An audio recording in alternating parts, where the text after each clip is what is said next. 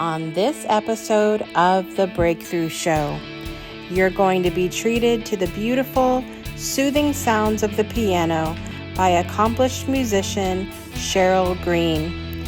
In addition to her music, you'll get to hear her touching story of how she was encouraged to play the piano by her foster family and how they eventually adopted her. You'll be moved to hear her stories come to life through her music.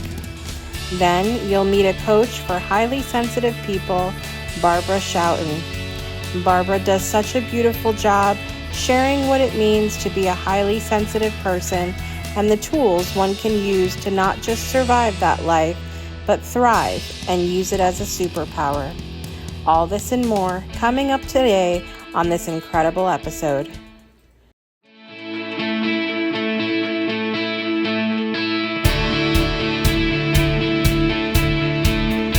Life gives us moments when we have the opportunity to make a choice, and what we choose has the potential to change our lives forever.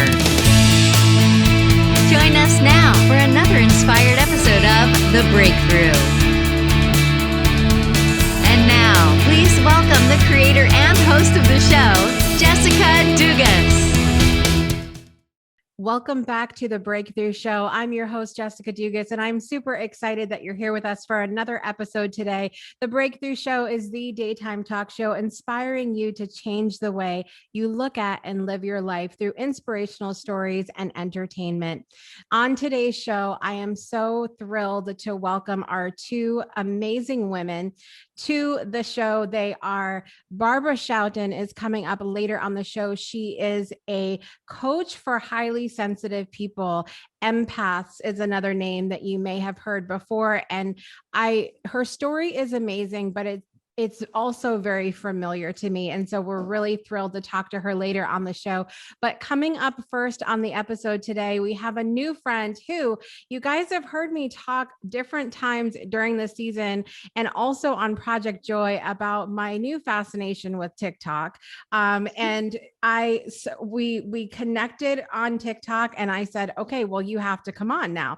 And then it's one of those things where I heard her story and thought, this is perfect. So please welcome to the show a woman who is an accomplished musician. She teaches private piano composition lessons to students. She is a published composer and recording artist, and we are so excited to have her here today. Please welcome Cheryl Green.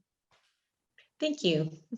So excited to have you here, Cheryl, because your story is really amazing to me. And of course, even before I knew your story, it was so moving to hear your music. And I could kind of feel that you can kind of feel sometimes when you listen to music, there's something going on underneath there. But I would love for you to start out, Cheryl, by sharing with our audience something that's bringing you joy today. The sun is shining. In the state of Washington, that isn't always the case. And so, yeah, that the sun is shining, there's blue skies. I love that. I love that. It's a smile. You have done a lot of different things in music, and your album that is on Spotify right now, Raven Girl, is just, you could just float away. You could absolutely just float away. But tell us a little bit, Cheryl, how you got into music, a little bit of your story. Well, when I was a child, I was in and out of foster care from like first grade to fourth grade. And by the time I was in fourth grade, I was permanently going to be staying in foster care. And so the foster family that I was with went to this small little community church. And of course, as a child, you get kind of drugged wherever they go. And so I went, and they had this instrument called a piano. I had never, in fourth grade, I had never seen a piano or even heard one in real life. I was just like, oh my gosh, my eyes, my ears, everything was just drawn to it right from the beginning. And so as, the service would get over and, as time went on, I realized, oh, all the adults are chit-chatting and talking. So I'm just going to go walk up there. And I started to touch the piano and just, little week by week, I just kept touching it more and more because it was just like sucking me in. And one time somebody asked my foster family, does she play piano? Because I wasn't the typical child that just banged on the piano. I was really trying to create sounds that I was hearing. And they said no. And then another person that they knew said, well, we're not a teacher, but I will teach her everything I know for free, because they lived in a community of elderly people. Mhm. And so they had lots of time. So I really felt like I was being raised by a tribe. It was the whole community, and they Wow. were all like senior citizens. And, they said, hey, we'll teach her piano. So I started my lessons with this woman. And then after about 2 years, she told my foster family, you need to get her a teacher. I've taught her everything I know, and she's got something here. You need to get her a professional. And so then that's when by 6th grade, I had a professional teacher all the way through high school. Wow. It's incredible because and really so much credit to your family at the time who gave you that ability to just explore that, because sometimes what I've seen too, we've talked about this on the show many times, that sometimes we as parents, we have specific things that we want to see our children do, and when they go to explore things, we're like, oh, that's cute, but move Right. over here. So it's really beautiful story that they gave you that space to explore. Did you feel free to really explore the instrument, or were you kind of guided in a certain direction as it applies to playing the piano? I really think it was such freedom. My foster family, who later became my parents, they were not musicians. They knew nothing. We didn't have a symphony or an orchestra in our community. We didn't have anybody who really even played the piano.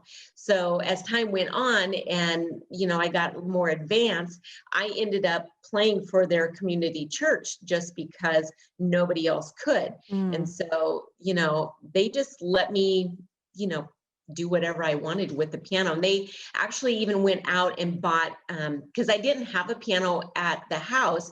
So they would let me go over to the community church and I would practice on that piano every day.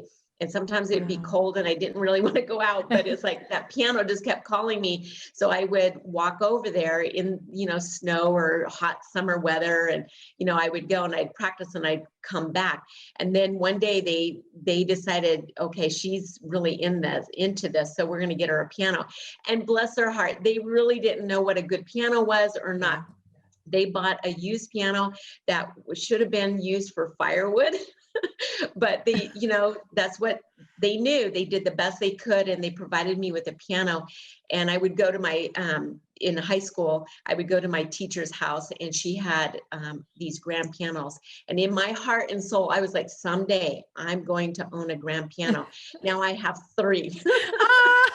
Oh my gosh, that's amazing. And really, what a testament to your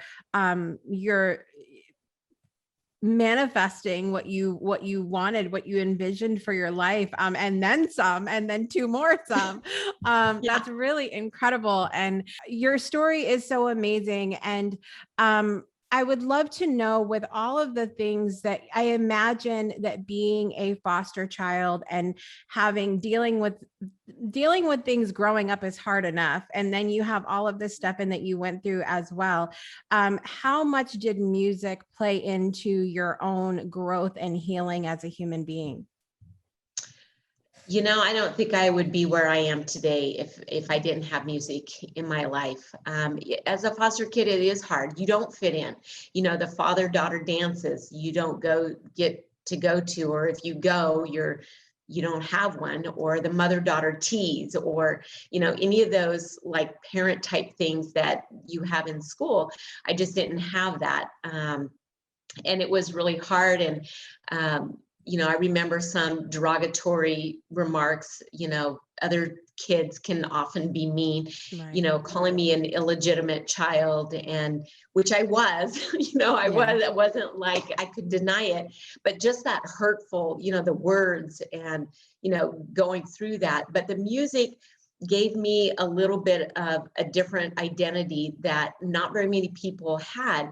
And when I was in high school, there were only two of us that played piano. When I was a freshman, I played the piano, and then there was another boy as a senior. He played piano, and it was just the two of us. And so any school like choirs, jazz band, all of that, it was me or him for 1 year, and then he was gone, and then it was just me. So all the way through my high school years, I just played all the time. And it really kind of, because I'm short, I'm slow, and in high school, I was kind of thicker than I am now. And so I wasn't fast. So sports was not, my thing. And, my teacher just even said, you pick sports or music. And she said the only thing she could recommend, she said, just imagine that cute little cheerleading outfit that you think you look cute in. Just imagine me wearing that at my age. And I was just like, oh no, she was kind of an older woman, the typical older woman. Yeah. And I was just like, oh no, that's not a pretty sight. And so, but I thought about what she said. And the fact is that, music you can use no matter how old, even with some disabilities, you can still play piano and make music and enjoy it either solo or with other people. Sports, you have to be with other people. And if you've got a gimpy knee or a gimpy hip, you're not, playing that when you're in your 40s, 50s, or 60s. So obviously, I think I made the right choice. Well, I love that. I know that we're going to play a couple songs from your album today. The first one being the title track for your CD, Raven Girl. What does this song mean for you? Raven Girl was not anywhere near one of my, first songs I ever wrote or anything. I lived in Alaska for many years, had gone through a real hard divorce, which I say that and I'm like, what divorce is ever easy, right? So I had left Alaska and come back to the state of Washington. I was by myself. My parents had already passed away. I wasn't close with anybody, and I was just here by myself. And I was working at building up, my clientele for students, but I still was, living off of my savings. But I was on the back deck of my house and I was feeling very discouraged, like, oh my gosh, what have I done? And I'm standing there, and all of a sudden, out of the sky swoops down this raven right in front of me. Now, ravens in Alaska are considered a spiritual bird. Often they're the top component of a totem pole. Right. And just living through Alaska when it's 60 below zero, the ravens are still out there foraging for food. And I'm just always amazed by their just girth that they can live through all of that coldness and harshness. So anyway, it caught my attention. So I followed him, and he swooped all the way around my house and came back, and I have large pine trees in my back, and he landed on the pine tree and he just started calling to me. Go. Well, now I don't speak Raven, so I have no clue what he was saying, but I will say that I felt a whole sense of peace, like everything's going to be okay. And I just remembered just the words that came to me were, Cheryl, I know every feather on this bird. My eye is on the sparrow or raven. My eye is on you. I've got you. You're going to be okay. And I was like, just a bawling mess. I'm okay. So a year later, I had met somebody who is now my husband. But at the time, I'm like kind of, not sure if I should, I was so in love with my first husband that it was really hard for me to, let go and try to move forward. So he was over here, and, I had a lot of doubt in myself about him. it wasn't him. He was like great and wonderful, but it was just me within myself. And he was standing in the living room and he was looking out, and I was maybe in the bathroom, and he's like, Cheryl, hurry, come here. And I come running out into the living room and hear this raven. And he was huge. I mean, a true raven is huge. Mm-hmm. He was sitting on the railing of our deck, looking in and just going, doing his little head thing. And my husband, being from San Diego, is fascinated with, all wildlife. So he was in awe. And I looked at this raven, I looked at him, and I just started crying. And to me, it was like another sign saying, Cheryl, he's the one. You're going to be okay. I've got your back. And I was like, whoa, this sounds just too weird to me. And so anyway, of course, my husband's like, what's wrong? Why are you crying? Have I done something wrong? And so I shared the story with him. And so now we both have a love for ravens. So I wrote this song that is very native in sound in the beginning, and it's a very minor, and it was kind of how I was feeling. And then it has these descending scales on the keyboard. That's the raven swooping down and just going around the house. And then at the very end, it modulates into a major key, which is hope. And that's when I started putting the album together, and like, what am I going to call the album? And, that whole thing, it was like, okay, it has to be Raven Girl, because this song really is all about hope. And, with the whole project, the whole album is a project of hope. I love that. Again, we were talking before we came on to record today about the little synchronicities that happen. And it's so beautiful to sit back and watch how something literally just takes shape in such a beautiful way. So I want to play that song for you now. We are going to play Raven Girl by Cheryl Green, and we're going to be back with Barbara Schouten and then more with Cheryl Green later in the show. We'll be right back.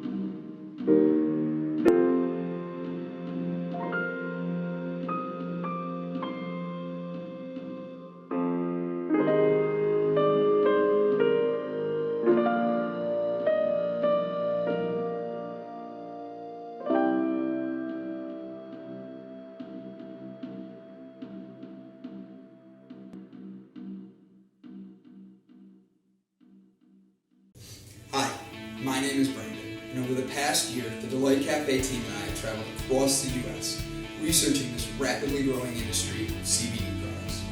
What we have found throughout the industry were products that were inconsistent in dosage and used ingredients that weren't even lab tested. Products with chalky textures, bitter aftertaste, and worst of all, confusion among the CBD consumers. That's why we created Delight Cafe. A 15 milligram lab-tested, all-natural, water-soluble hemp CBD powder pack. It's odorless, colorless, and tasteless. Add it to your favorite drink of choice, wherever, whenever, on the go. Quickly find your calm, your balance, and your delight when you need it most.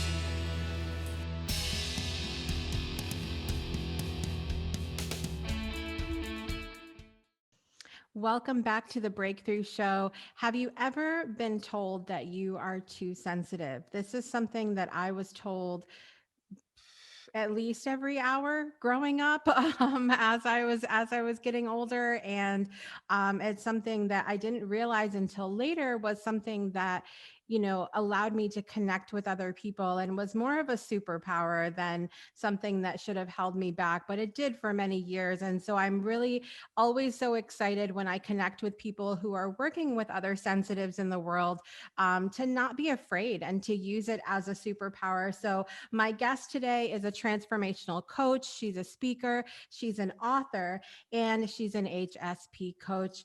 Please welcome, I'm going to give this a try, Barbera Schouten to the show.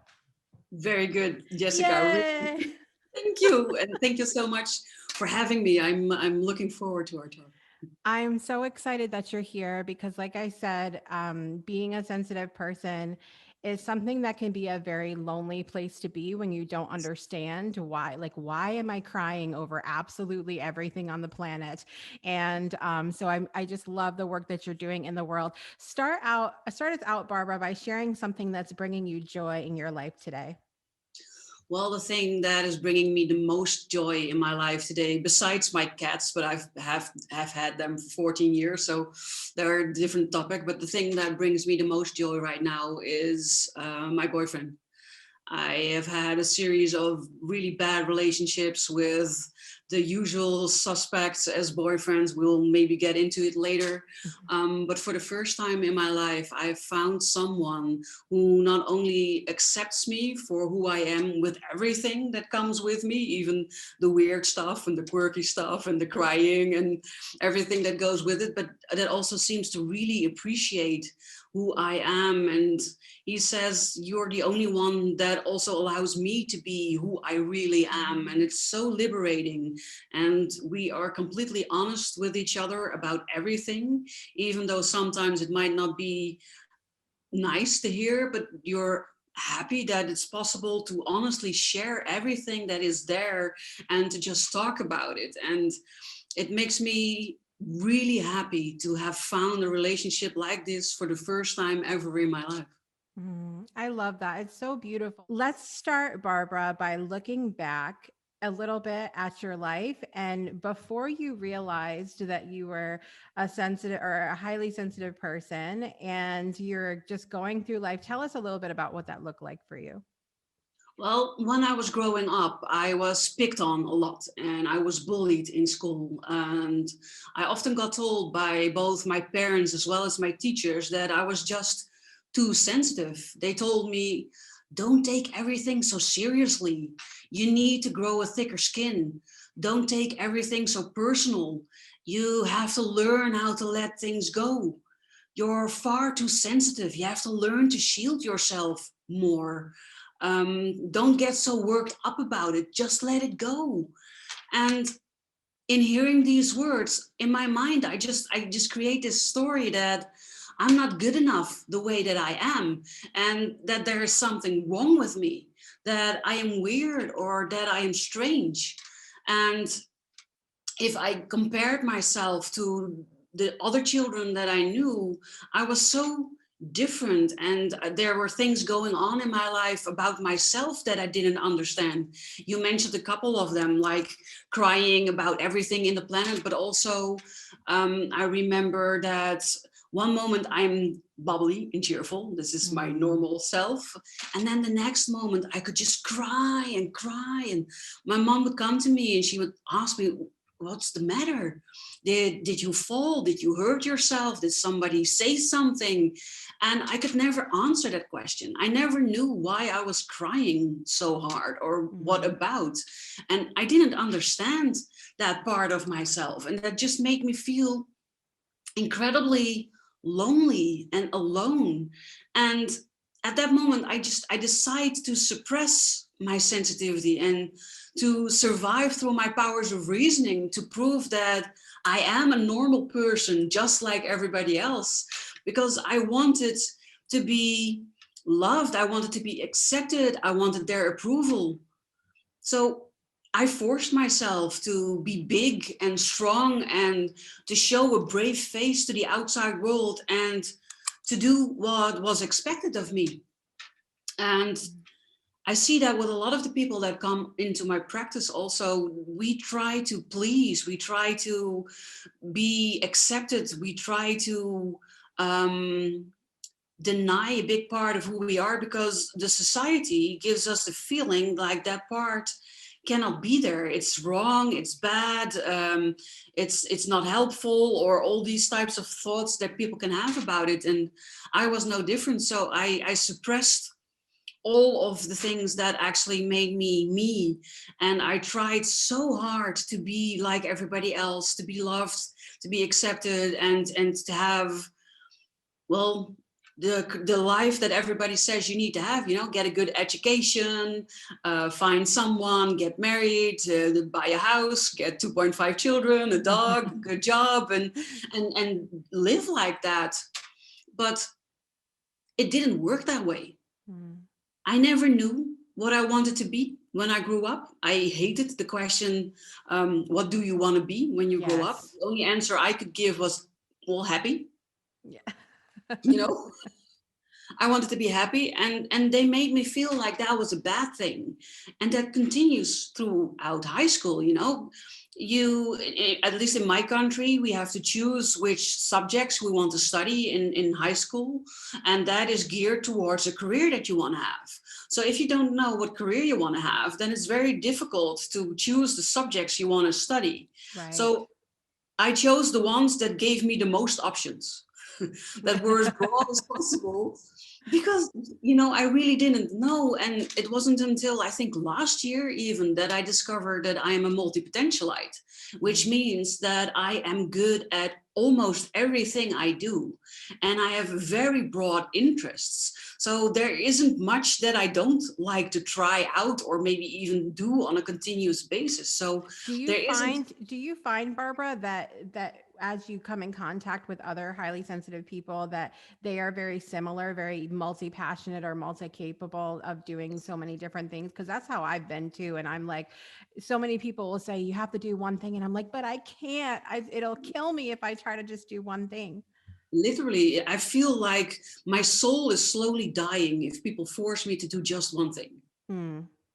It's horrible. And even when I was still working for a boss, I had multiple hats, and depending on the day or the role I played in a project, I was either a front-end developer or a programmer or a designer or a project manager, because I used to work in IT for 17 years, totally different from what I'm doing right now. And I loved it. I loved that my days were not the same every day. And for some, that feels counterintuitive, because we can get overstimulated quickly, more quicker than other people.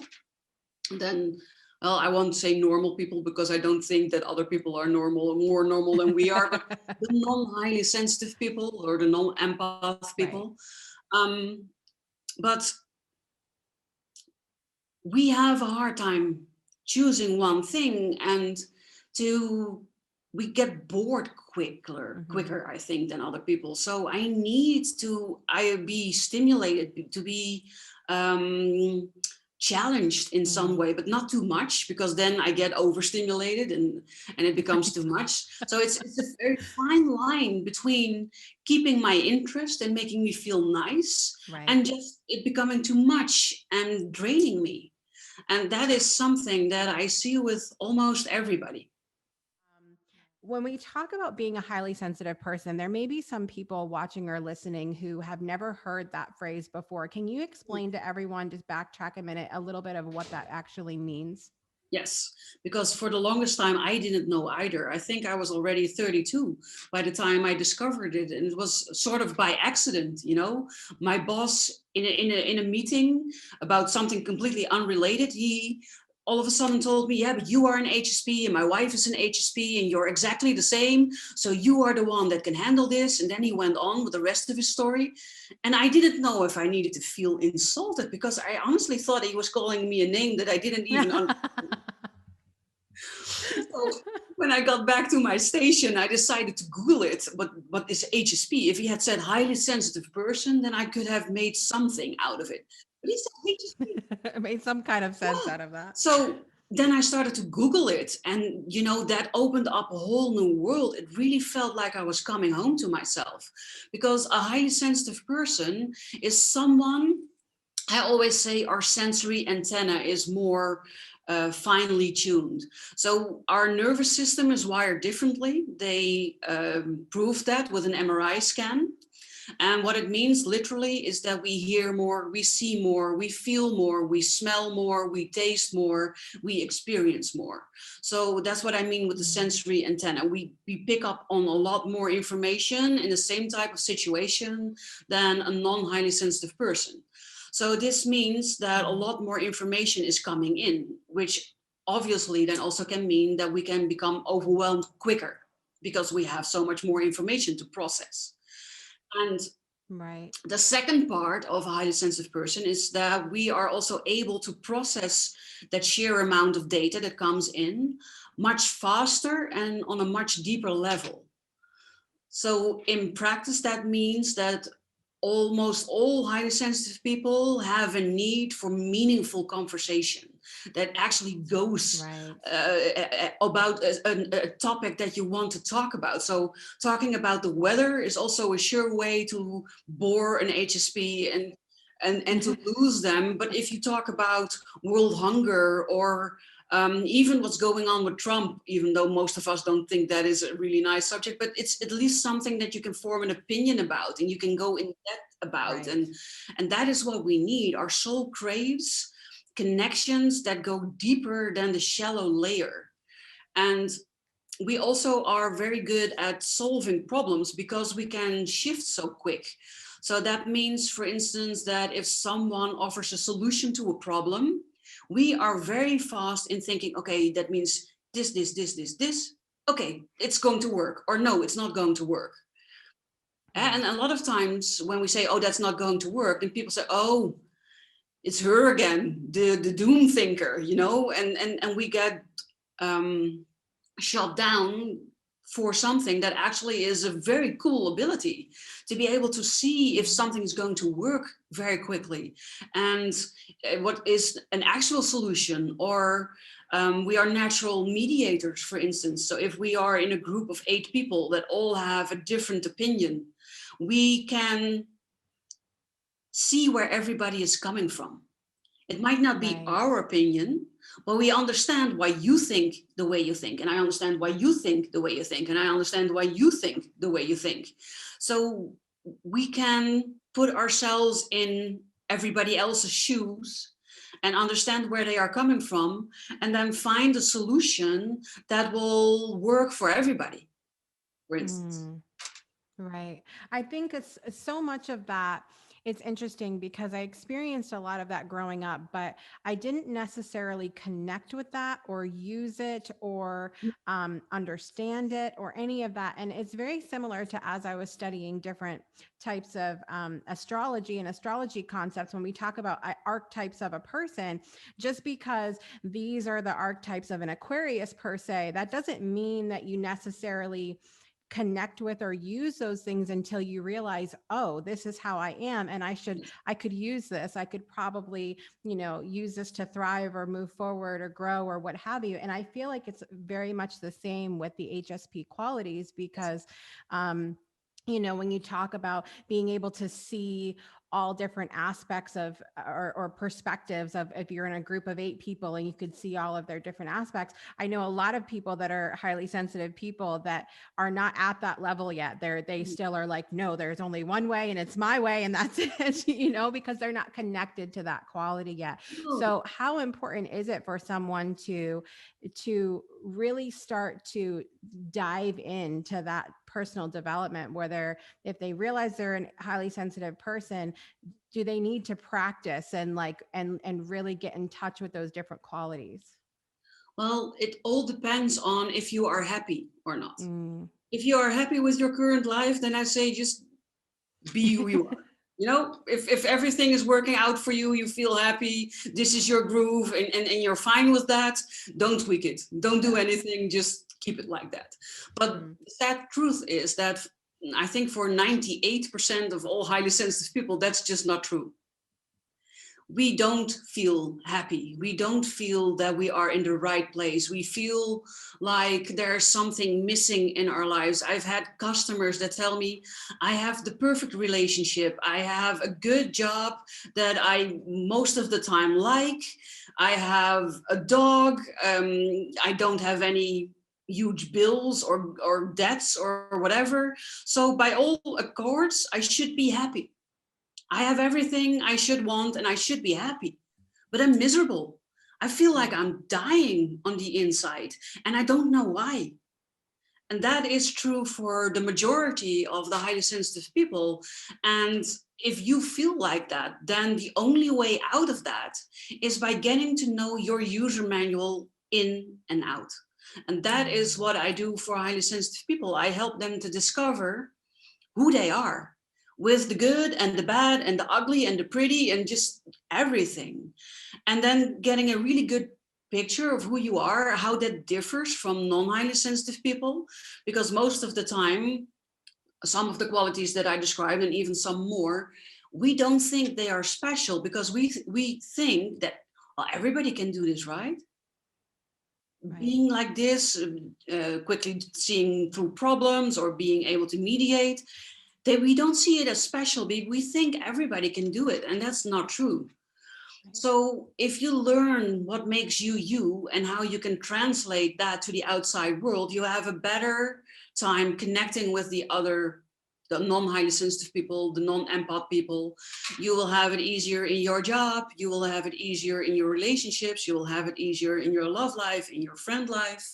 But in general, you will just feel inner peace and happiness that comes from within. And that's not based on the new MacBook you bought or the new car that came with Christmas or those types of things, because that's never long-lasting happiness. So if you want long-lasting happiness, if you want a life that's both rewarding and fulfilling, then you can only achieve that by getting to know yourself really well and then taking appropriate action on the things that you discover so that you can work towards living such a life. Absolutely. I love that so much. And I would love to know if there have been any specific tools that you have used throughout your journey, and also ones that you use with your clients as well to help you do that, to help you get in touch with the user manual, as you so beautifully said it. Yes, there are many.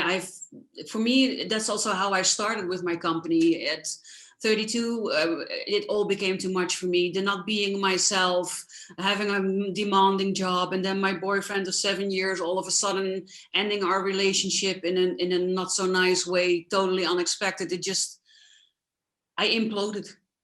It just became too much. And then I was in this burnout and I was so disappointed in myself. I didn't know how to get out of it. I didn't exactly know how I got into it.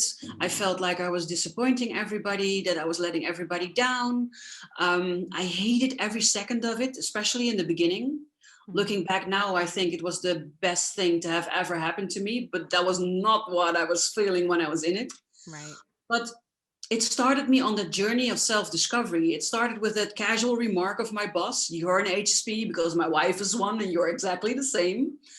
And then I started on this journey of self-discovery, of discovering who I am with everything that goes with it, but also discovering what helps me, what gives me more control over myself, over my feelings, over my actions, about the things I attract in my life, the things I experience, and the things I want to attract and experience, all those types of things. And I did a lot of different therapies. I did a lot of different coaching.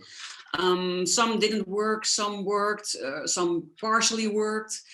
But I distilled out of all the things I did, the things that gave me results in a way that it made me feel better. And then I just added my own sauce over it and came up with what I call the HSP superpower system.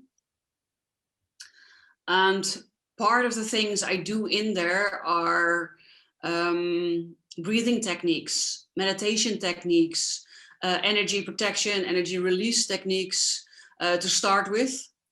But then also things like unleashing your awesome, discovering what makes you unique and being proud of yourself, and then start loving yourself, because that is often also not the case for us. Yes. We're most of the time not proud of ourselves, and saying I love you to yourself in the mirror. I remember that was one of the exercises I needed to do. I couldn't get it out. I could look at myself, but I couldn't say it to myself. And the first time I actually got the words out, I started crying so hard. It was such an emotional moment. And now I tell it to myself every day at the beginning of the day, you know, and it's such a big difference. So these are a couple of the examples that I do. But tell everybody a little bit about what you have going on and where they can find you and all that good stuff. Yes, I would love to. Thank you first for having me. I really enjoyed our talk. And I really also enjoy actually helping people. That's my main focus. So in that regard, I'm a bad entrepreneur because the business part comes second. I also work internationally. So it doesn't matter in what country you live. As long as you can speak English, then we can connect and I can help you. You can find me on all social medias under the name HSP Coach Barbara, and then Barbara with an E. And that's also my website, hspcoachbarbara.com. You will find everything that I do there, but also a lot of free stuff. I make HSP TV. I have a YouTube channel in which I make free videos for highly sensitive people in which I answer their questions. I have a podcast called 100% Yourself with Barbara. That's also similar, but then different topics and usually a little longer. I've also written a lot of articles. They're everywhere for free on my website, on LinkedIn. So those will already help a lot of people without having even to pay anything. So that's part of what I like to do. I love it. I love it. And it's so needed right now, even more than ever, I feel like, because as the world continues to change around us and as much chaos as there can be in the world, I think there's never been a better time to really get in touch with yourself, especially if you recognize yourself as being a sensitive person, because all of that outside stuff, it can be very hard to drown that out and to really go within. And so I just thank you so much, Barbara, for the work that you're doing in the world. Thank you too. I would also like to tell people I've made something, a gift for everybody that's either watching or listening. I've created an ebook that's called Roadmap to Living a Life You Love. And you can download it for free on my website, and that's hspcoachbarbara.com/roadmap. I love that. All right, guys, all of that information will be in the show notes. Barbara, thank you again for being here today. Thank you for having me, Jessica. Have a wonderful rest of your day. Thank you. All right, guys, we'll be back in just a minute with more of The Breakthrough Show. Breakthroughs are about more than you might think. They're about discovering who you are, digging deep, reaching to the core of your soul. They're about healing yourself, understanding your beliefs, creating a ripple effect. And it's not just those initial moments that matter. It's about using them to bring more joy into our own lives and the lives of others. It's about having fun, letting loose, enjoying every moment life has to offer. It's about finding a safe space.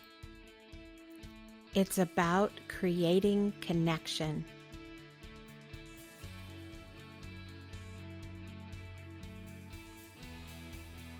Join us each and every month for exclusive programming, where we invite you to go beyond the breakthrough. So we ask you, are you ready? We'll see you online at thebreakthroughshow.com.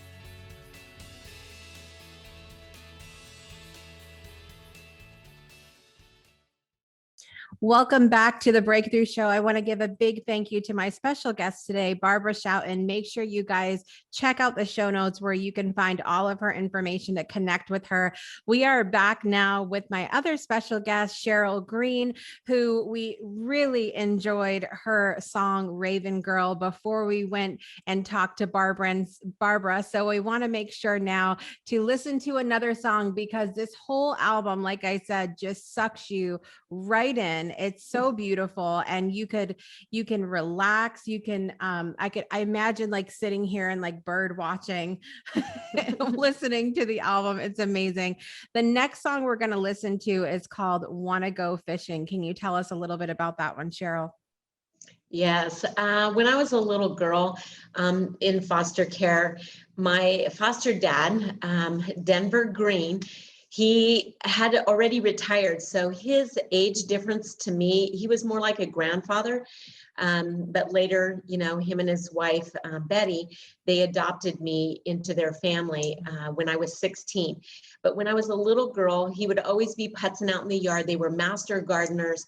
And he had a friend next door, and they would often go fishing.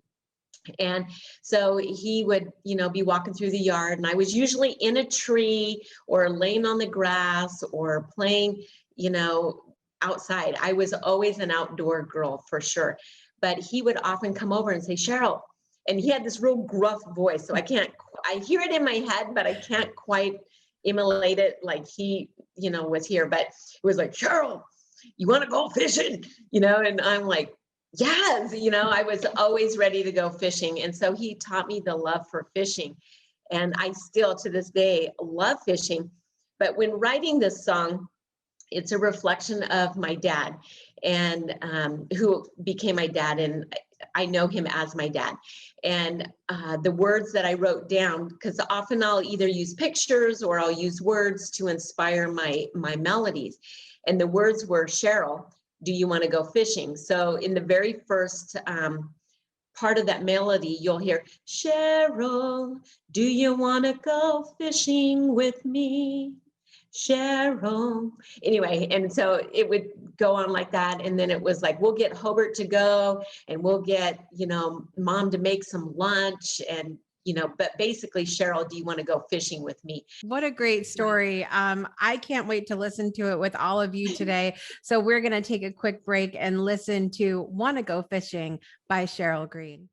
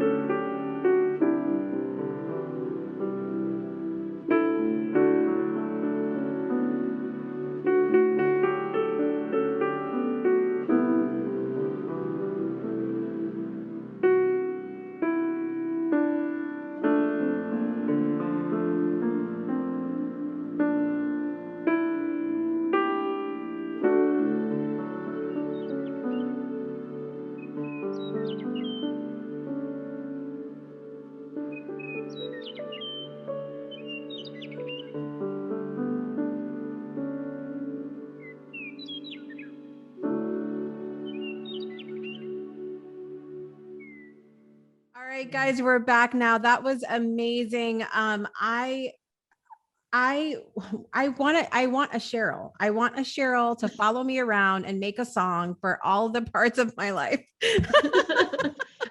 I'd be willing. So honored to have had the opportunity to hear your story and of course learn about the album. Now we're always talking about on the show, go and listen on Spotify and all these other places, but it's the actual sale of the CDs that goes towards this charity, correct? That is correct. The actual CD is the 100% that goes to the charity.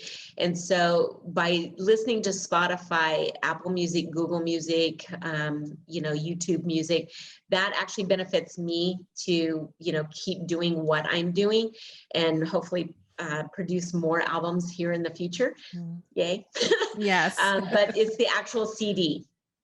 Awesome. Well, we're going to have all of that information in the show notes for you guys to check out so that, absolutely go and listen to it, help Cheryl out. But we also want to make sure we're getting a copy of that CD as well, so that we can help this charity and have it be this full circle moment that Cheryl envisions for herself and her music as well. Cheryl, thank you so much for being here today. It was an absolute pleasure to get to hear your story and of course your music as well. Thank you for having me. Absolutely. Anytime. All right, guys, it has been a fantastic episode today. I want to give a big thank you to Barbera Schouten and Cheryl Green for being here. I want to thank all of you for being here today, watching or listening wherever you are in the world. I'm your host, Jessica Dugas. I'll see you next week for another episode. And I want to remind you to make every day a great day for a breakthrough. We'll see you next time.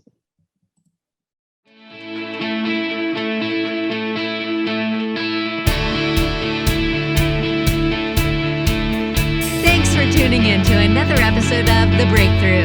Please visit our website at www.thebreakthroughshow.com and be sure to join our